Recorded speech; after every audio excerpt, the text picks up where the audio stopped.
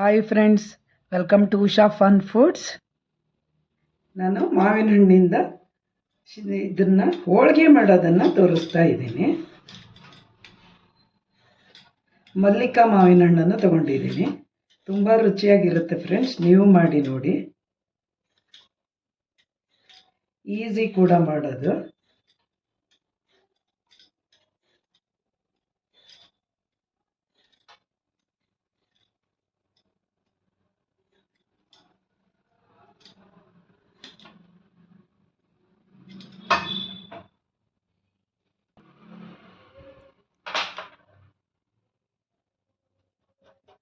ಈ ಮಾವಿನ ಹಣ್ಣನ್ನು ಹೆಚ್ಚಿ ಮಿಕ್ಸಿಗೆ ಹಾಕ್ಕೋಬೇಕು.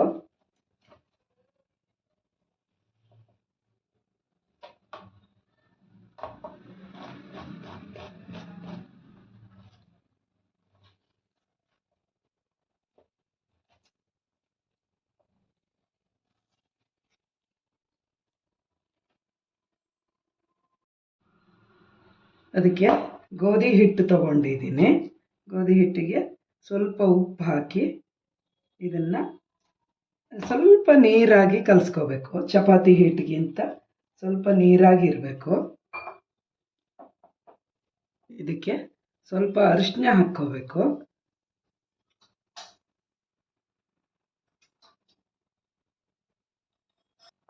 ಈ ಹದಕ್ಕೆ ಹಿಟ್ಟನ್ನು ಕಲಸಿಟ್ಕೋಬೇಕು. ಇದಕ್ಕೆ ಸ್ವಲ್ಪ ಎಣ್ಣೆ ಹಾಕಿ ಈ ಥರ ಒತ್ತಿ ಒಂದು ಅರ್ಧ ಗಂಟೆ ನೆನೆಯಕ್ಕೆ ಬಿಡಬೇಕು ಫ್ರೆಂಡ್ಸ್. ಎಣ್ಣೆಲಿ ಈ ಥರ ಮೃದುವಾಗಿ ಆಗಬೇಕು ಹಿಟ್ಟು. ಹಾಗೆ ಮಾಡಿ ಇದನ್ನು ಮುಚ್ಚಿಟ್ಕೊಳ್ತೀನಿ. ಈಗ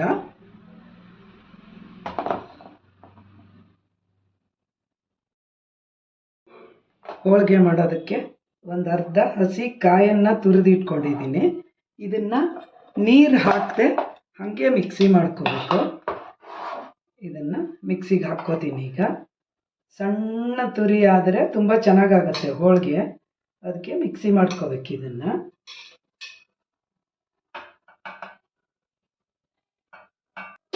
ಈಗ ಹೀಗೆ ಮಿಕ್ಸಿ ಮಾಡ್ಕೋತೀನಿ. ಈಗ ಒಂದು ಬಾಣಲೆಯನ್ನು ತಗೊಂಡಿದ್ದೀನಿ. ಅದಕ್ಕೆ ಈ ಮಿಕ್ಸಿ ಮಾಡ್ಕೊಂಡಿರೋ ಕಾಯನ್ನು ಹಾಕ್ಕೋತಾ ಇದ್ದೀನಿ.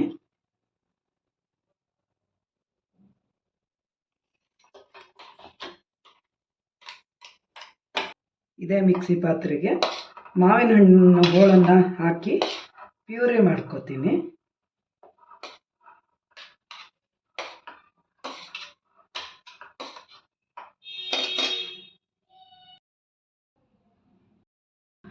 ಕಾಯಿ ಹಾಕ್ಕೊಂಡಿರೋ ಪಾತ್ರೆಗೆ ಮಾವಿನ ಹಣ್ಣಿನ ಪ್ಯೂರಿನ ಹಾಕ್ಕೋತಾ ಇದ್ದೀನಿ. ಇದು ಒಂದು ಮಾವಿನ ಹಣ್ಣು ತಗೊಂಡಿದ್ದೀನಿ. ಇದಕ್ಕೆ ಸ್ವಲ್ಪ ಉಪ್ಪು ಹಾಕ್ಕೋಬೇಕು ಫ್ರೆಂಡ್ಸ್, ಸವಳಾಗಲ್ಲ, ತುಂಬ ರುಚಿಯಾಗುತ್ತೆ.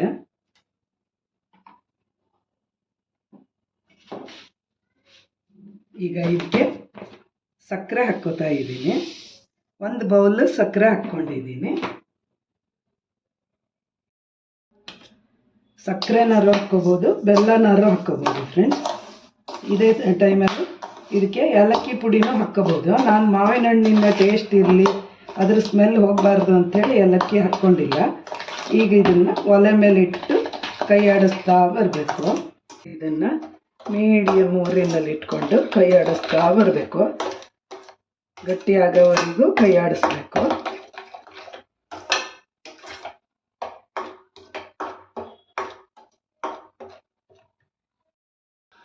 ಇದಕ್ಕೆ ಈ ಟೈಮ್ನಲ್ಲಿ ಒಂಚೂರು ಚಿರೋಟಿ ರವೆ ಹಾಕ್ಕೋಬೇಕು. 1-2 ಚಮಚ ಹಾಕ್ಕೊಂಡ್ರೆ ಸಾಕು. ಗಟ್ಟಿ ಆಗ್ತಾ ಬರ್ತಾ ಇದೆ ಫ್ರೆಂಡ್ಸ್. ಕೈ ಆಡಿಸ್ತಾನೇ ಇರಬೇಕು, ಇಲ್ಲಾಂದರೆ ತಳ ಹಿಡ್ಕೊಬಿಡುತ್ತೆ. ಮಾವಿನ ಹಣ್ಣಲ್ಲಿ ನೀರಿರುತ್ತೆ, ಕಾಯಲ್ಲೂ ಸ್ವಲ್ಪ ನೀರಿನ ಅಂಶ ಇರುತ್ತಲ್ಲ, ಅದಕ್ಕೆ ಸ್ವಲ್ಪ ಚಿರೋಟಿ ರವೆ ಹಾಕ್ಕೊಂಡ್ರೆ ಚೆನ್ನಾಗಿರುತ್ತೆ. ಇಲ್ಲ ಗೋಧಿ ಹಿಟ್ಟು ಬೇಕಾದ್ರೂ ಹಾಕ್ಕೋಬೋದು. 2 ಚಮಚ ರವೆ ಹಾಕ್ಕೊಂಡ್ರೆ ಚೆನ್ನಾಗಿರುತ್ತೆ. ಈಗ ಇದು ಗಟ್ಟಿ ಆಗ್ತಾ ಇದೆ, ತಳ ಬಿಟ್ಕೊಂಡು ಬರ್ತಾ ಇದೆ.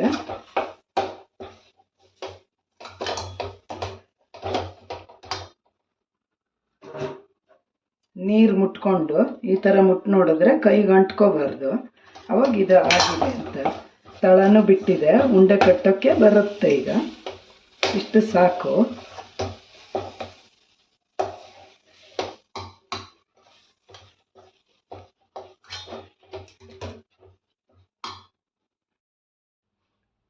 ಇದೀಗ ಉಂಡೆ ಕಟ್ಕೊಳ್ಳೋ ಹದಕ್ಕೆ ಬಂದಿದೆ.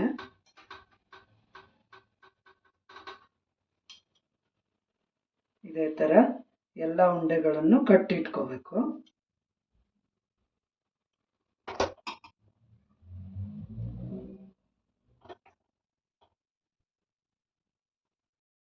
ಒಂದು ಬೌಲು ಕಾಯಿ, ಒಂದು ಬಟ್ಲು ಕಾಯಿ ಹಾಕ್ಕೊಂಡಿದ್ದೀನಲ್ಲ, ಅದಕ್ಕೆ ಅರ್ಧ ಬಟ್ಲಷ್ಟು ಮಾವಿನ ಹಣ್ಣಿನ ಪ್ಯೂರಿನ ತೊಗೊಂಡಿದ್ದೀನಿ.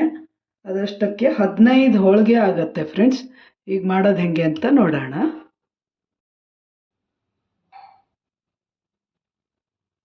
ಇದೀಗ ಹಿಟ್ಟು ಚೆನ್ನಾಗಿ ನೆಂದು ರೆಡಿಯಾಗಿದೆ.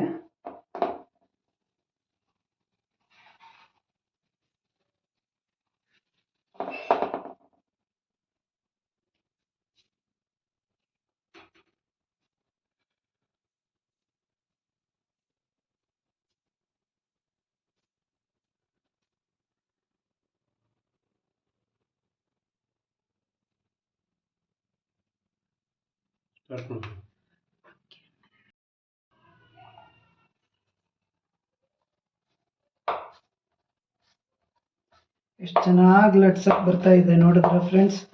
ಎರಡು ಒಳ್ಳೆ ಹದ ಬಂದಿದೆ. ಮೇಲ್ಗಡೆ ಗೋಧಿ ಹಿಟ್ಟು, ಒಳಗಡೆ ಮಾವಿನ ಹಣ್ಣಿಂದು.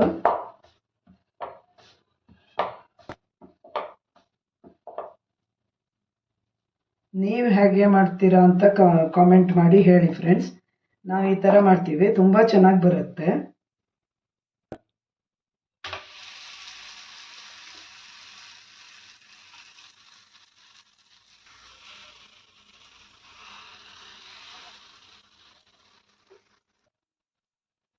ಅದು ಮೀಡಿಯಮ್ ಊರಿನಲ್ಲಿ ನಿಧಾನ ಬೇಯಬೇಕು ಫ್ರೆಂಡ್ಸ್. ಸಿಹಿ ಅಲ್ವಾ, ತಳ ಹಿಡ್ಕೊಬಿಡುತ್ತೆ.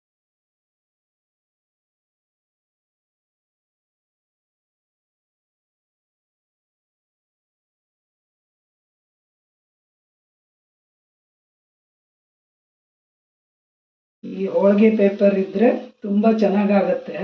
ತಾಳಿಪಿಟ್ಟು, ರೊಟ್ಟಿ, ಹೋಳಿಗೆ ಎಲ್ಲ ಮಾಡೋಕ್ಕೆ.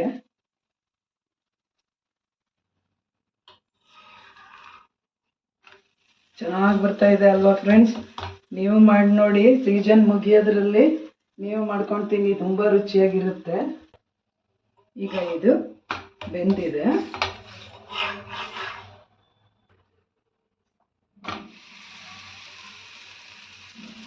ನೋಡಿದ್ರಲ್ಲ ಫ್ರೆಂಡ್ಸ್, ಅರ್ಧ ಗಂಟೆಲಿ 15 ಹೋಳಿಗೆ ಮಾಡಿದ್ದೀನಿ.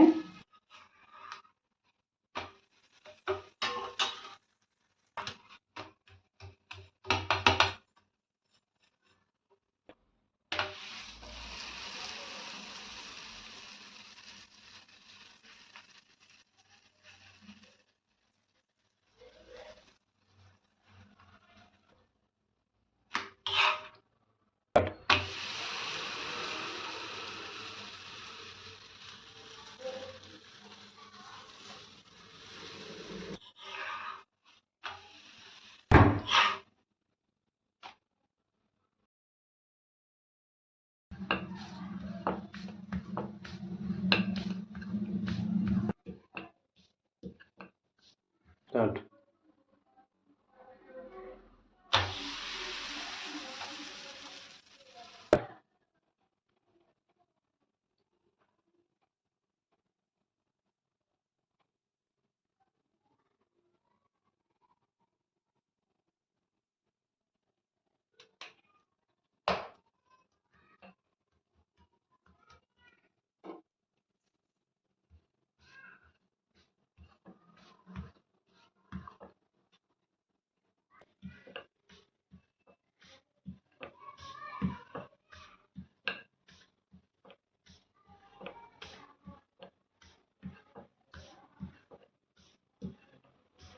ವಾಹ್, ಎಷ್ಟು ಸೂಪರ್ ಬಂತಲ್ಲ.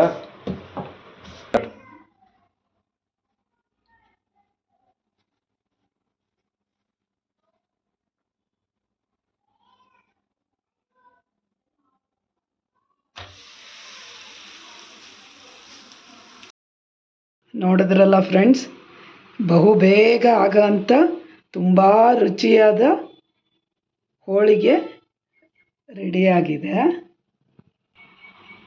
ಯಾರೆಲ್ಲ ನನ್ನ ಚಾನಲ್ಗೆ ಸಬ್ಸ್ಕ್ರೈಬ್ ಮಾಡಿಲ್ವೋ ಸಬ್ಸ್ಕ್ರೈಬ್ ಮಾಡಿ, ಲೈಕ್ ಮಾಡಿ, ಶೇರ್ ಮಾಡಿ.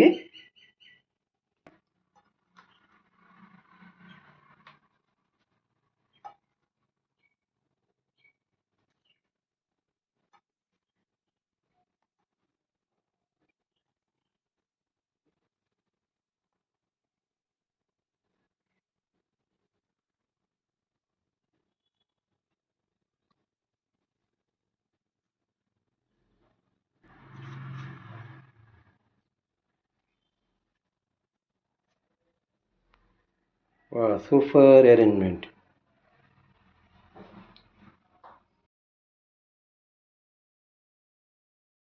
ಈ ಥರ ಪ್ರೆಸೆಂಟ್ ಮಾಡಿದರೆ ತುಂಬ ಚೆನ್ನಾಗಿ ಅನಿಸ್ತದೆ ಅಲ್ವಾ? ಈಗ ಮಾವಿನ ಹಣ್ಣಿನ ಹೋಳಿಗೆ ಸವಿಯಲು ಸಿದ್ಧ ಫ್ರೆಂಡ್ಸ್. ಯಾರೆಲ್ಲ ನನ್ನ ಚಾನಲ್ಗೆ ಸಬ್ಸ್ಕ್ರೈಬ್ ಮಾಡಿಲ್ವೋ ಸಬ್ಸ್ಕ್ರೈಬ್ ಮಾಡಿ, ಲೈಕ್ ಮಾಡಿ, ಶೇರ್ ಮಾಡಿ. Thank you for watching. Bye bye.